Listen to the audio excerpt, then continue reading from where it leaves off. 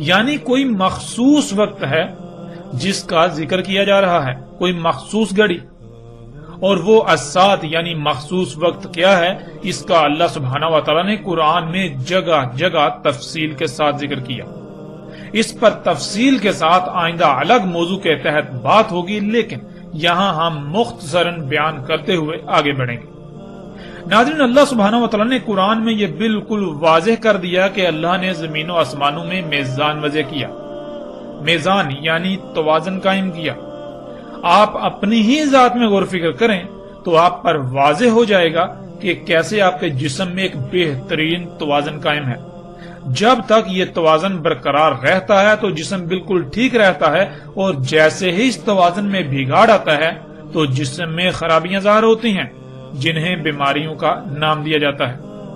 ناظرین، میزان کہتے ہیں جو شے جیسی جیسی درکار ہو بالکل ویسی ہی بنائی جائے، پھر ہر شے کو جو اس کا مقام ہے اس پر ایسے فٹ کر دیا جائے کہ ایک بہترین توازن قائم ہو جائے۔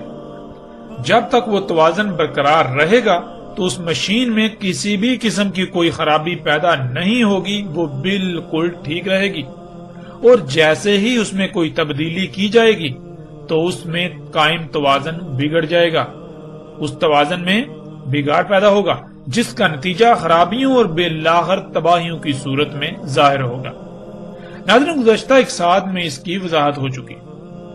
اللہ سبحانہ و تعالیٰ نے آسمانوں اور زمین کو بالکل ایک مشین کی مانند خلق کیا۔ تمام مخلوقات ایک مشین کے مختلف پرزوں کی مانند ہیں۔ جیسے ایک مشین میں تمام پرزے جب تک اپنے اپنے مقام پر رہتے ہوئے اپنی اپنی ذمہ داری پوری کریں گے تو وہ مشین بالکل ٹھیک رہے گی، بالکل ایسے ہی اللہ سبحانہ و تعالیٰ نے زمین اور آسمانوں میں لاتعداد مخلوقات کو خلق کر کے ان کے مقامات پر لگا دیا تاکہ وہ اپنی اپنی ذمہ داری پوری کریں، جس سے وضع کردہ توازن برقرار رہے۔ اللہ سبحانہ و تعالیٰ نے کہا تھا کہ اس نے پہاڑوں سے زمین کا توازن قائم کیا، اور سختی کے ساتھ کہا تھا کہ اللہ کی خلق میں تبدیلی نہ کرنا، اللہ کی خلق میں چھیڑ چھاڑ نہ کرنا، اللہ کی خلق میں فطرت میں مداخلت نہ کرنا، کیونکہ اللہ نے اپنی خلق میں تبدیلی کی گنجائش رکھی ہی نہیں ہے۔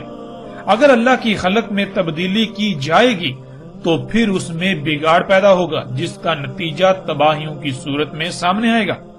ایسے ہی زمین کی مخلوقات ہوں، پھل پھول سبزیوں سمیت تمام کا تمام رزق ہو، ہواؤں اور بادلوں کا نظام ہو، زمین و آسمان میں لاتعداد چھپی ہوئی مخلوقات ہوں، ان میں چھیڑ چھاڑ کرنے، ان میں مداخلت کرنے، ان کے پیچھے پڑنے سے منع کیا، ان میں کسی بھی قسم کی تبدیلی کرنے سے منع کیا تھا، ورنہ اگر ان میں چھیڑ چھاڑ کی جائے گی تو ان میں بگاڑ پیدا ہوگا، اور پھر نتیجتاً طرح طرح کی بیماریوں، مصیبتوں، تکلیفوں، زلزلوں، سیلابوں، طوفانوں اور تباہیوں کا سامنا کرنا پڑے گا۔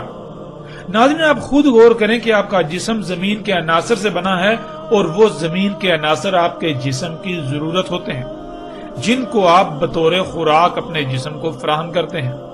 ان کی مقدار، ان کا معیار، یہ سب کون طے کرے گا؟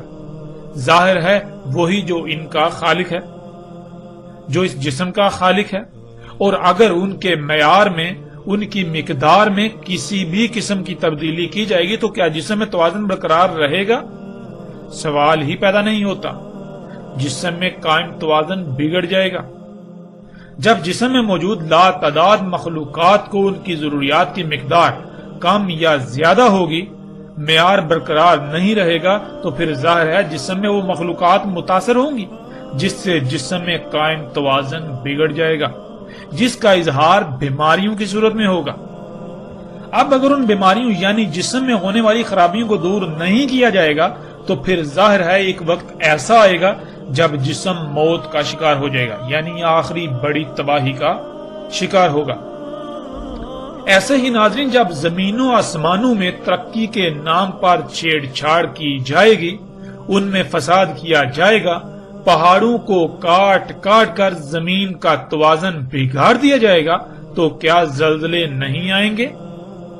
رزق میں زیادہ اور جلد پیداوار کے حصول کے لالچ میں چھیڑ چھاڑ کی جائے گی، اس میں جنیاتی تبدیلیاں کی جائیں گی، تو کیا اس رزق کا استعمال کرنے والے انسان ہوں یا باقی جاندار، کیا ان کے اجسام میں اللہ کے وضع کردہ میزان میں خسارہ نہیں ہوگا اور نتیجتاً بیماریوں کا شکار نہیں ہوں گے، مفلوج نہیں ہوں گے؟ زمین میں قدرتی وسائل کے حصول کے نام پر زمین کا خون نکالا جائے گا، زمین سے وہ عناصر نکالے جائیں گے جن کے بغیر زمین ناکارہ ہو جائے، تو پھر کیا زمین میں بگاڑ نہیں ہوگا؟ زمین جگہ جگہ سے دنسے گی نہیں؟ بادلوں میں ہواؤں کے نظام میں چھیڑ چھاڑ کی جائے گی تو کیا بادلوں کا نظام ٹھیک رہے گا؟ اس میں قائم توازن نہیں بگڑے گا اور نتیجتاً طوفان، آندیاں اور سیلاب نہیں آئیں گے؟ زمین پر ترقی کے نام پر طرح طرح کی گیسوں کا اخراج کیا جائے گا جس سے فضا زہر آلود ہو جائے گی، تو سانس اور جلد کی بیماریوں کے ساتھ ساتھ طرح طرح کی تباہیوں کا سامنا نہیں کرنا پڑے گا؟ کیا زمین پر درجہ حرارت بڑھنا شروع نہیں ہو جائے گا؟ کیا آسمان یعنی زمین کے گرد گیسوں کی 7 تہوں پر مشتمل تہ در تہ حساس ترین حصار متاثر نہیں ہوگا؟ وہ پھٹے گا نہیں؟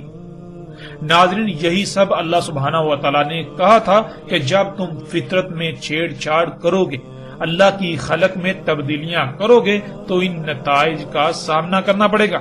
اور جیسے جب تک بیماری لا علاج نہیں ہوتی تب تک علاج ممکن ہوتا ہے، اس وقت تک علاج کر لیا جائے تو بیماری سے چھٹکارا مل جاتا ہے، ورنہ اگر وقت ہاتھ سے نکل جائے تو نہ صرف بیماری لا علاج ہو جاتی ہے بلکہ پھر آخری بڑے نتیجے کا سامنا کرنا پڑتا ہے جو جسم کو مکمل طور پر نکارہ بنا دیتا ہے، اور وہ موت ہے۔ بالکل اسی طرح ناظرین، آج آپ اپنی آنکھوں سے دیکھ رہے ہیں انسانوں کے اپنے ہی ہاتھوں سے کیے جانے والے مفسد اعمال جنہیں وہ ترقی کا نام دیتے ہیں، ان کی وجہ سے دنیا میں طرح طرح کی بیماریاں، مصیبتیں، تکالیف، جنگ و جدل، سیلاب، طوفان، آندیاں، زلزلے، زمین کا جگہ جگہ سے دھنسنا، زمین اور پہاڑوں کا ٹل جانا وغیرہ، کیا یہ سب رک جائے گا؟ نہیں، یہ اب لا علاج ہو چکا۔ اب یہ سب دن بدن بڑھتا ہی چلا جائے گا، یہاں تک کہ عنقریب ایسا زلزلہ آئے گا جو کہ انسانوں پر آخری عظیم ترین تباہی مسلط ہوگی، جس میں ایک بھی انسان نہیں بچے گا۔ اس تباہی کے مسلط ہونے کے وقت کو اللہ سبحانہ و تعالیٰ نے قرآن میں الساعۃ کہا۔ اب ناظرین، آپ خود غور کریں کہ کیا الساعۃ قیامت ہے؟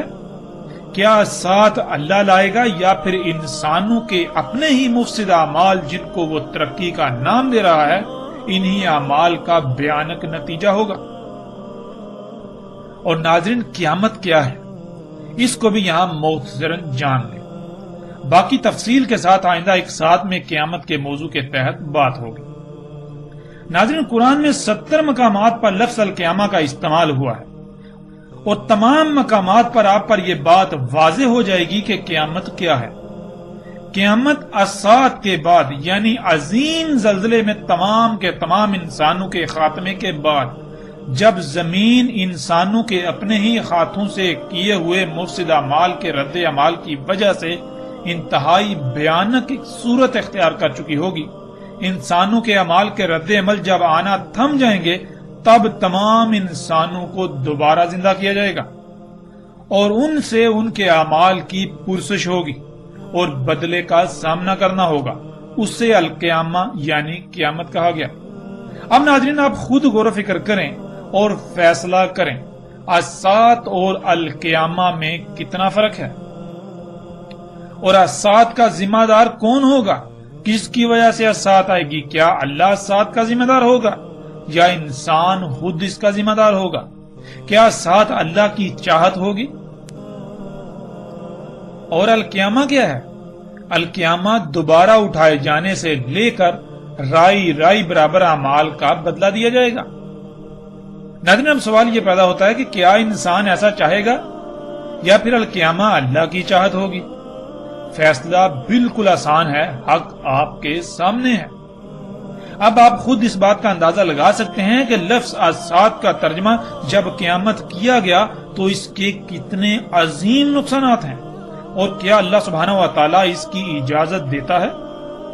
اور پھر جن لوگوں نے آج تک ایسے تراجم کیے، کیا آپ ان سے یہ سوال نہیں کریں گے؟ کیا ان لوگوں کا اتنا عظیم دجل چاک ہونے کے باوجود بھی آپ ان کو اپنا الہ بنائے رہیں گے؟ اس دجل کے چاک ہونے کے باوجود وہ آپ کو فرشتے نظر آئیں گے؟ وہ آپ کو علماء نظر آئیں گے؟ ناظرین جان لیں، اگر اس کے باوجود آپ حق سے اعراض کرتے ہیں اور ایسے لوگوں کے ہی پیچھے چلتے رہیں گے تو عنقریب ایسے انجام سے دوچار ہوں گے کہ اس وقت آپ چاہیں گے کہ کاش ہمیں ایک موقع مل جائے، لیکن تب سوائے پچھتاوے کے کچھ نہیں رہے گا۔ اس لیے اس وقت فیصلہ آپ کے ہاتھ میں ہے، آپ کے پاس وقت ہے، آپ وہ فیصلہ کریں جس میں آپ کے لیے دنیا اور آخرت میں فلاح ہو، فائدہ ہو، پچھتاوے کا سامنا نہ کرنا پڑے۔